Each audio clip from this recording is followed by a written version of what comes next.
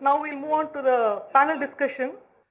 So can we open up a general discussion, because we've had 3 presentations, and you also saw the kind of a benchmark presentation of the various RIOs. But to me, what is exciting was the variation. I mean, people don't like variation, but to me it is very exciting, because that is what gives a solution. Now, when you find that big chart, one chart is out there, one chart is out here, to me, then the solution lies within the government system. No? So can we surface them? No? Can there be some questions which can try to surface those issues out? Just by way of an introduction, there was some discussion about the retinopathy of the prematurity. As far as I can recollect, Karnataka has developed a good model. The NRHM, the Narayana Netralaya, and a private IT solution provider called Eye-to-Eye Solutions, they have structured a good model. This is being done by Dr. Anand Vinekar, by a team led by Dr. Anand Vinekar, and we have had the opportunity of taking Dr. Anand Vinekar to 2 workshops, one in Kerala and the other in Patna. This is a PPP model where the photographs, the procedure is preliminarily screened by the 40-50 centers which are located in different parts of Karnataka. They are fed to a central server, and then the doctors of the Narayana Netralaya, they look at this, and then they make a decision, and all the children who are prematurely born, they are taken care of. So this is one model which is probably worth replicating, and I'm sure Government of India is also taking a look at it. I hear from Dr. Anand Vinekar that it's also sought to be replicated in about 10 states. So I thought I'll just share this information. And I think Dr. Anand Vinekar has already gone to a state like Rajasthan. That's what I was told, Rajasthan and probably 1 or 2 other states. So there is a model available in the PPP. There is a private sector provider. There is the funding and support which is coming from the NRHM and also from a software firm. I thought I'll just say this. Yes, sir. Yeah. So, nothing to be ashamed of. The data are sometimes an eye-opener. Now, at my place at RIO, the data was slightly.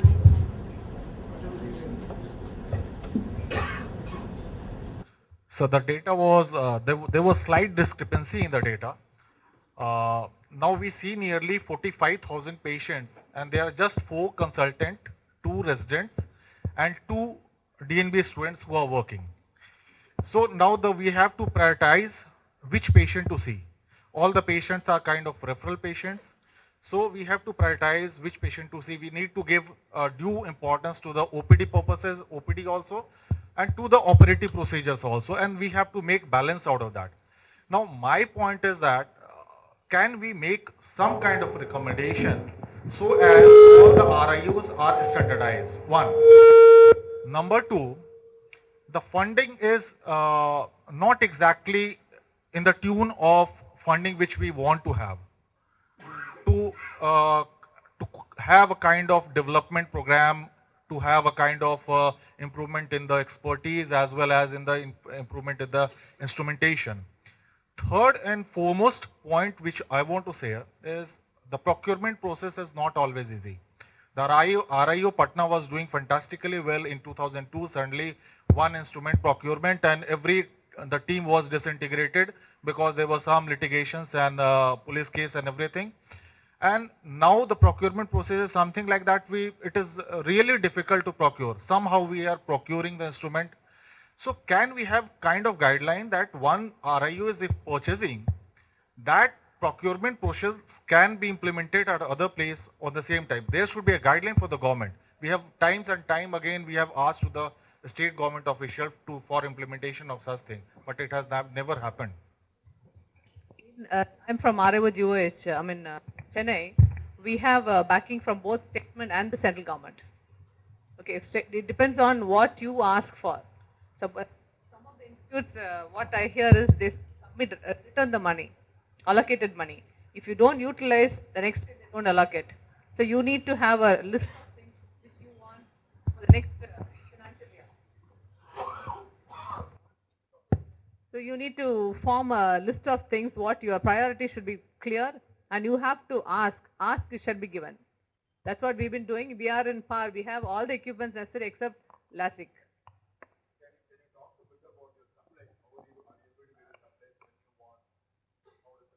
It again depends on the HOD. The HOD is active, interested in developing an institute. It is possible 100%. What you require, you need to voice out.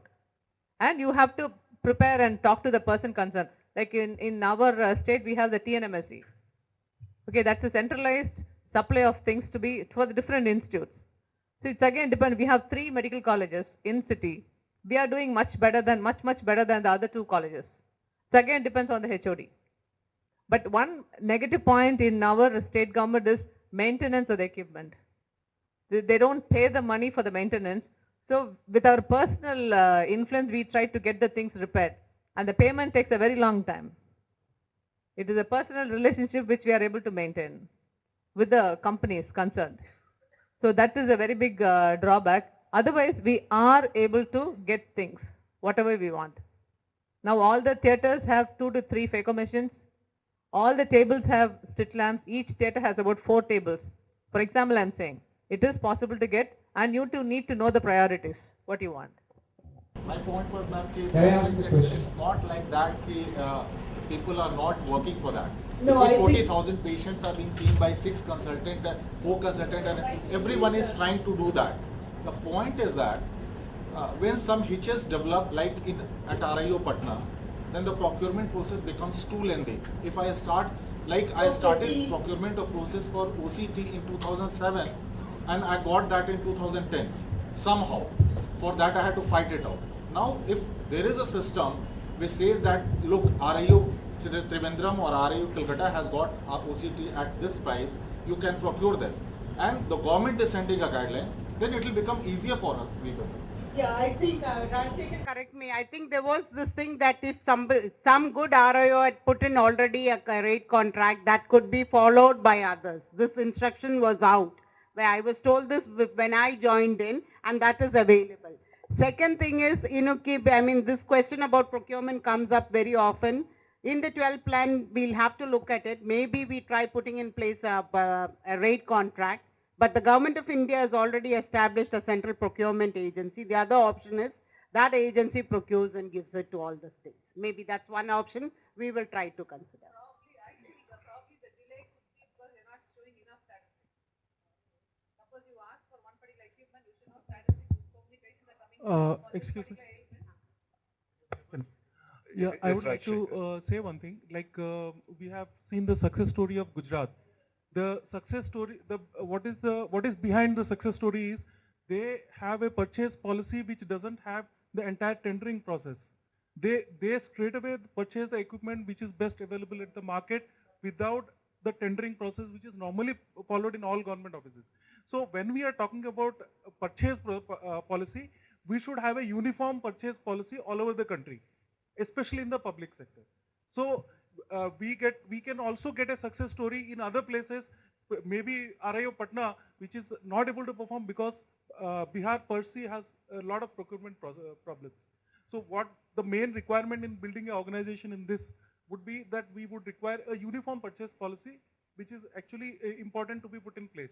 Maybe a rate contract, as what Madam has said, and maybe approved in the due course of time. But that's what we should think for in the future. So this is a major issue. I think I would like Mr. Chakrabarti sir to take note of this. I think the whole notion of procurement, I think, do we build a system based on trust? Do we build a system based on distrust? Public sector and charitable sector works well because they buy the best possible product, best acceptably possible product at the best possible prices. So what you have to look for is the procedural bottlenecks, but the concept of buying the best product at the best price is common across the board. They seem to have found a procedure of doing it. You have the procedure of doing it. What we do in our institute is we buy the best equipment. We need to justify why we are buying it. You can't accept even the L1, we need not accept. we need to give justification why we need that particular equipment. If you feel, if you're, a committee of 3 surgeons, if you feel that is the best for the patient, you can always give a justification and buy the equipment. It's not a problem for us.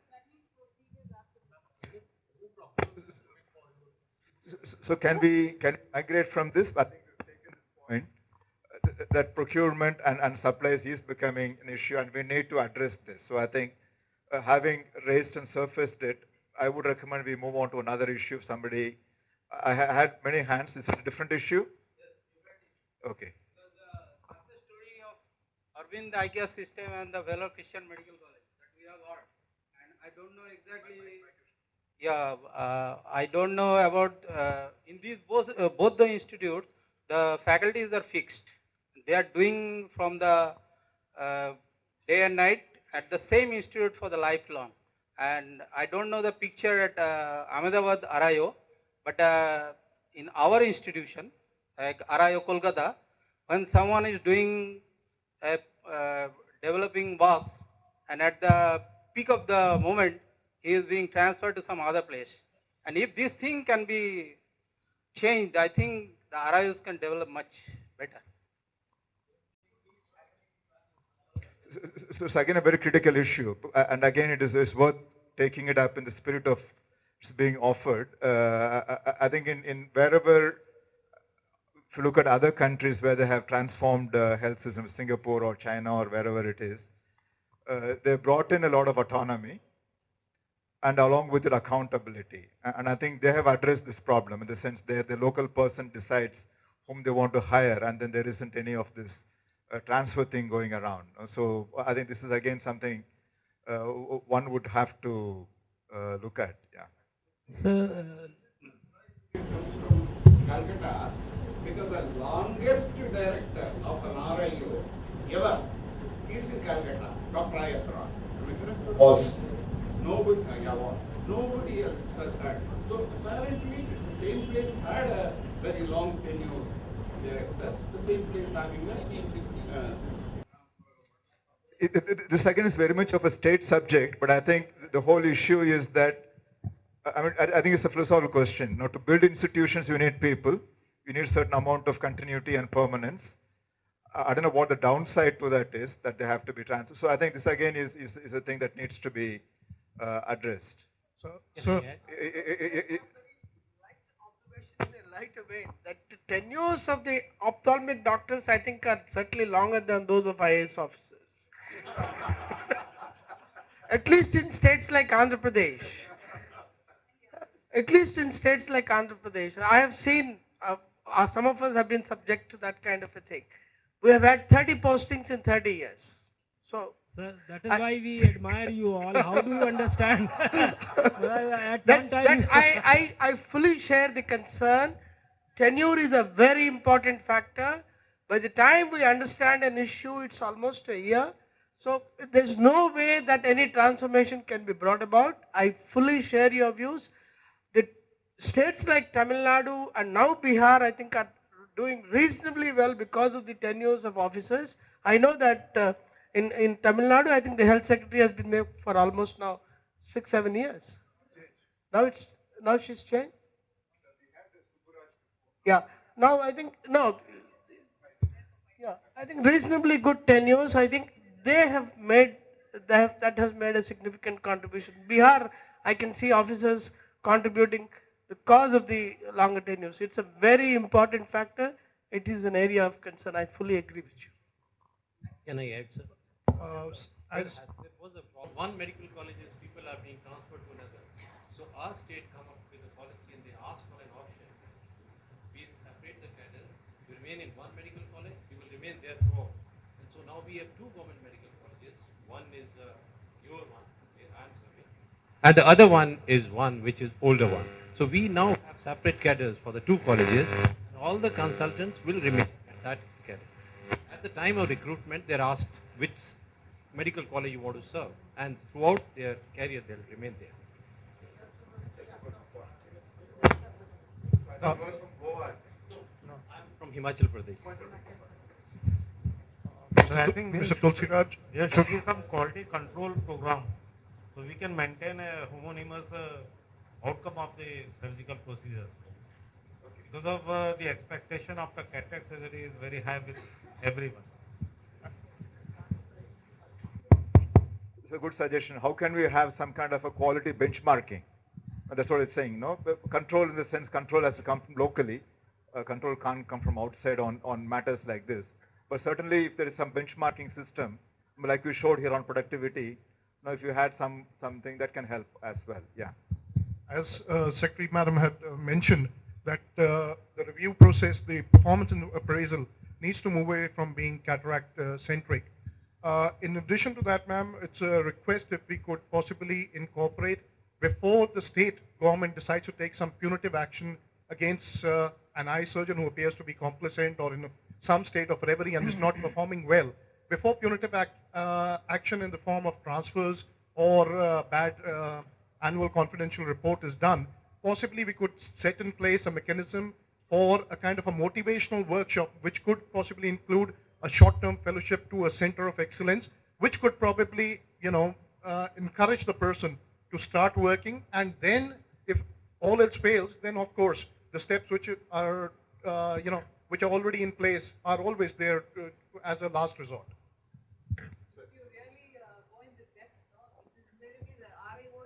Train the doctors mostly, and they get promoted and go to the district hospital. They have to perform the surgeries they've learned, which most of the time it's not happening. So we need to fix up a target to the district headquarters hospital where they are already trained up to FACO, and specialty surgeries like squint or oculoplasty or whatever, they should be made to do it, or they should be, they should have something, infrastructure to do the surgeries. Sir, I have one suggestion to make. Why not evaluate the surgical performance of every doctor, taking cataract as a parameter? One cataract equivalent to one glaucoma, equivalent to one SAC, equivalent to 2 pterygia, and 5 cataract surgery equivalent to 1 vitreoretinal surgery, 3 cataract surgery equivalent to 1 keratoplasty, so that the performance of every surgeon can be evaluated properly, and we still focus on cataract along with other major blinding diseases also.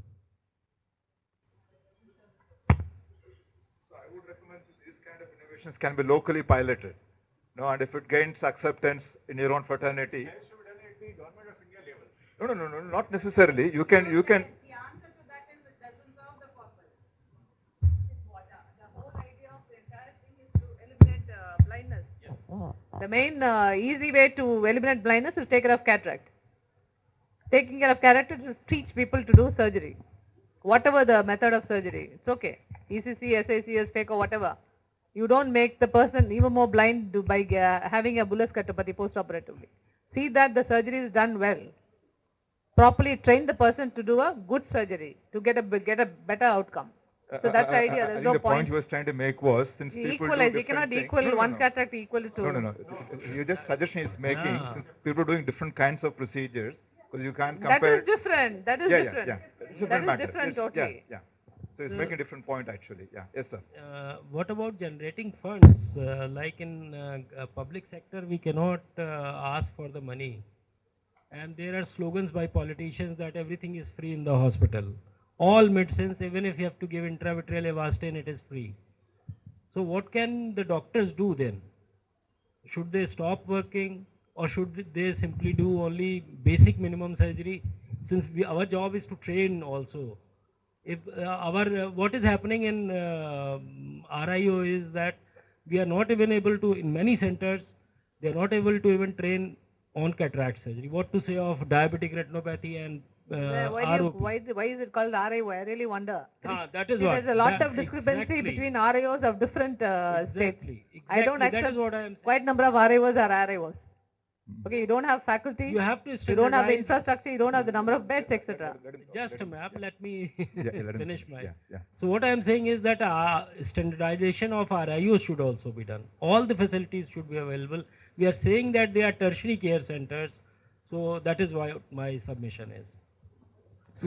So what I'm kind of hearing is, as a common theme from a couple of people, is that there needs to be some kind of an assessment of RIO, compare it against some kind of a benchmark of what is expected to be, no, and then probably even have some kind of a strategic plan for kind of reaching that level. No, it could be staffing, it could be equipment, it could be training, no, so that when we say RIO, it means the same thing. No, I think RIOs, the objectives are all the RIOs very clear what you are expected to do, because I think in his presentation it was made clear that you are expected to be a role model and leader in the field. You are supposed to be guiding the other medical colleges, the district hospitals, sub-district hospitals.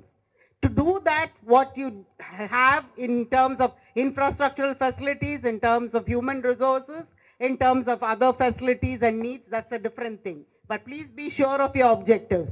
You are there as a tertiary care center, reaching out care to the unreached. You are supposed to be a research center and a development center. You are supposed to be a training this thing. So these basic three objectives, I've summarized into this. Those will have your this thing. This cannot be compromised in any way. For doing that, what is the resources you need? How do you build up your RIO? Since the state came for declaring that as an RIO because it had a basic threshold. So it cannot sink below that. So when you were declared an RIO, you were seen fit to be declared an RIO. So now to say that you cannot perform as an RIO is unacceptable. You need to introspect to think where is it that you faltered, and if you are not getting the support of your government, please petition your government to do that out. Or if it is something from the center, I think we had that meeting at the center just to ask, what is it? We have expectations from you. What is the expectation you have from us is you saying. But I'm not willing to accept that now, after being declared an RIO, you see yourself as not fit to be an RIO. That's unacceptable. I just want to put a question to Dr. Padma. But I just want to raise, just to the support of the participants. So you have an RIO here, Bhopal, where you have a total of just four consultants, and you have another setup with 46 consultants. No, so you find the 20 seems to be kind of the average. No, and then so I think fall could be. If, see, they were declared, either the selection process was wrong, then we at the central government need to look. Was it just the RIO status was given on, friendship basis or personal this Exactly. This has happened in the case of teleophthalmology where we are really facing a thing. So was there a flaw in the selection process of the RIOs? Then I think the flaw lies with the center, we need to relook at it. But like if you're saying, if there's been a downward trend after that happened, or was like MCI inspections, you bring in your teachers and show they are being shown in 3 other medical colleges also. That's the trend today in India. So is that something that happened with the RIOs? So certainly, yeah, we need to do some fact finding here. Yeah.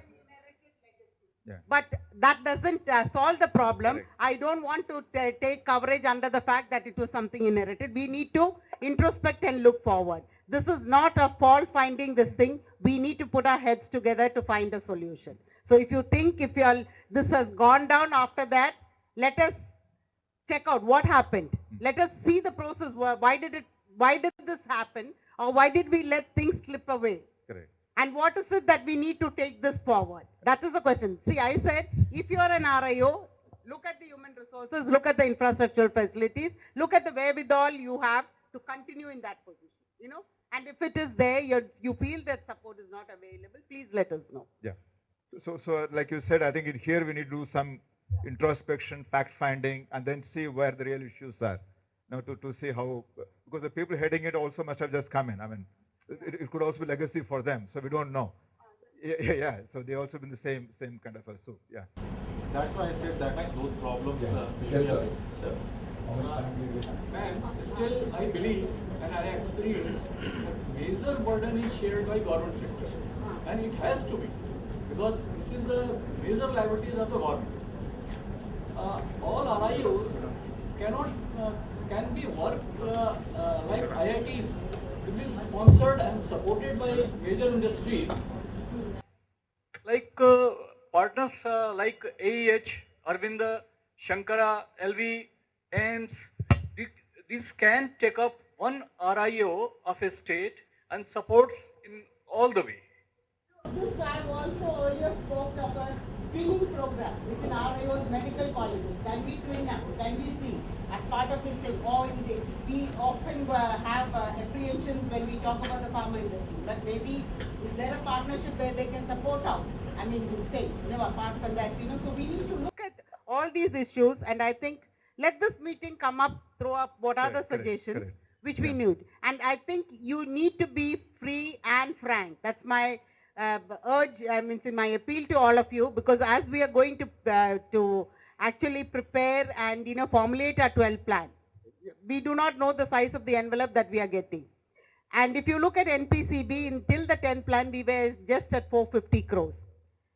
There was a threefold jump, we were at 1250 crores. But what has been, I think money was there, but utilization, that absorptive capacity has not been there in the states to take on that money and to sing. Even in the other programs, because yesterday I think we were talking about Tamil Nadu, there's a lot that's going on. And I think Mr. Rasamani made a comment that, Madam said, only thing I ask after 3 years is to give the utilization. I had to ring up state secretaries and SPOs and say, no, there is money, please take it. At the beginning of last year, my first installment release was 130 crores. The grant in aid was 220 and states had an opening balance of 155 crores. So all of us could have just gone home and slept. I needn't have released any money, but I had to fight it out. So this is something that we need to look. When on the one hand, there is a major dilemma when we say that we do not have money to do things. But there is money enough, it's not being utilized. Maybe procurement procedures within states, within the regional reviews being, absorbed into NRHM has caused some problems. These are coming out.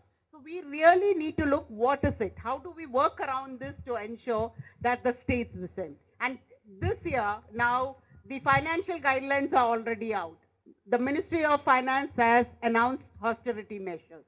We have been told that if the UCs up to 10-11 have not been cleared, no fund release.